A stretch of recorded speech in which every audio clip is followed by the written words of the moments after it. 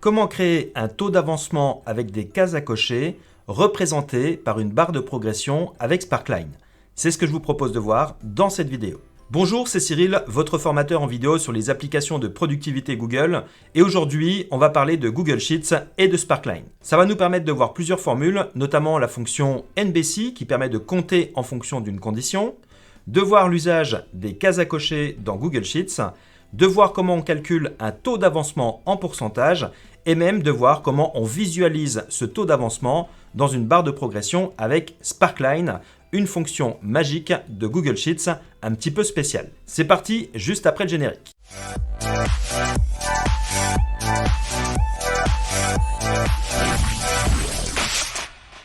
On va tout d'abord créer notre liste de tâches. J'ai inscrit ici la tâche 1. Je vais tout simplement étirer vers le bas pour avoir un nombre de tâches. Pour les étapes, on va représenter ça avec des cases à cocher. Je sélectionne ma plage, puis dans le menu Insertion, je choisis Cases à cocher. Les cases à cocher renvoient vrai lorsqu'elles sont cochées et faux lorsqu'elles ne sont pas cochées.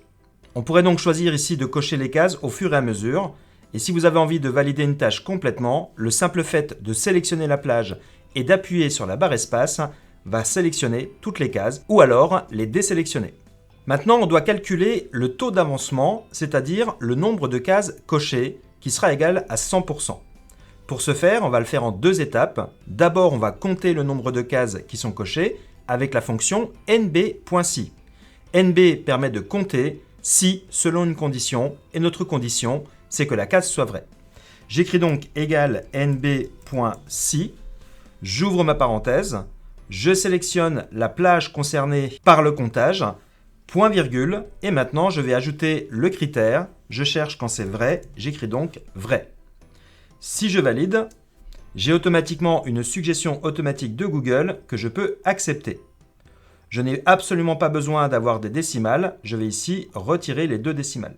Sauf que l'on parle bien d'un taux, ce qui veut dire que quand 5 cases sont cochées, cela représente 100%. Il faut donc qu'on divise notre résultat par le nombre de cases globales.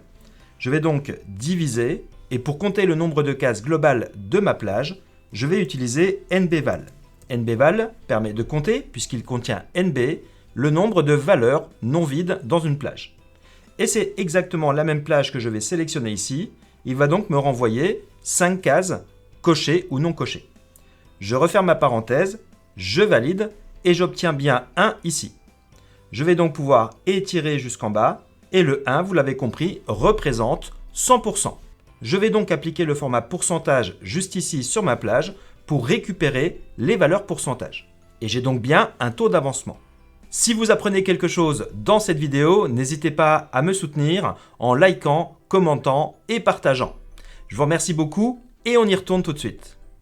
Maintenant pour la Sparkline. Une Sparkline, c'est un mini-schéma qui va apparaître dans une cellule et qui peut afficher soit des courbes, soit des colonnes, soit des barres. On va voir comment elle se construit.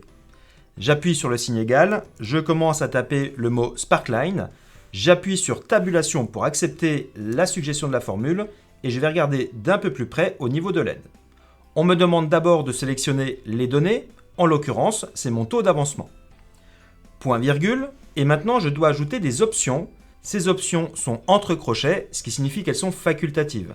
Mais concrètement, dans un Sparkline, c'est mieux d'en mettre. Pour m'aider, je vais sélectionner ici l'aide de Google, puisque la manière de l'écrire est un petit peu compliquée. Je fais un CTRL-C et je viens tout simplement ici coller les options. On constate qu'il y a plusieurs options qui vont être entre accolades.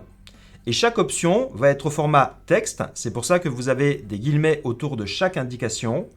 Et chaque indication sera séparée par un anti-slash. La première information que vous avez ici, c'est le type de graphique Chart Type. Un anti-slash et on rajoute barre, c'est exactement ce qu'on veut faire, une barre de progression.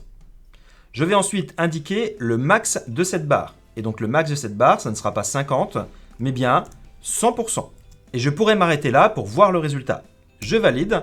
J'ai bien ici une barre à 100% complétée sur la largeur de ma colonne. Si j'augmente la largeur de ma colonne, ma Sparkline va augmenter.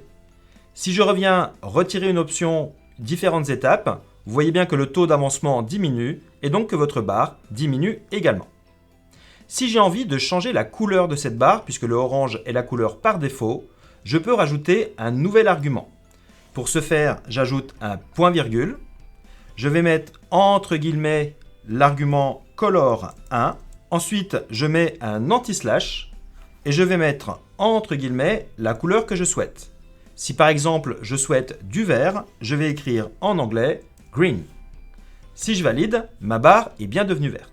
Si vous souhaitez avoir une couleur particulière, vous pouvez mettre également le code hexadécimal. Par exemple, j'ai envie de récupérer le code hexadécimal de ce violet. Je clique sur le pot de peinture et je viens cliquer sur le bouton plus de la couleur personnalisée. Cela va me donner exactement le code hexa qui commence par un dièse avec un enchaînement de chiffres et de lettres. Je le copie avec un CTRL-C, je valide avec OK et maintenant je peux revenir dans ma formule et simplement remplacer ici le mot green par le code hexa. Si je valide, j'ai bien une barre complètement violette, le même violet que mon en-tête.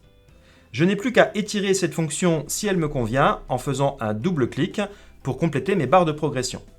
Et vous constatez que automatiquement, les barres vont se calculer toutes seules. Enfin, je vous propose de faire exactement la même chose, mais en ayant une seule formule. Plutôt que de calculer d'abord le taux d'avancement, puis votre sparkline, on peut faire un mélange des deux, simplement en remplaçant ici la cellule G2 par le calcul qui a été fait dans la cellule G2.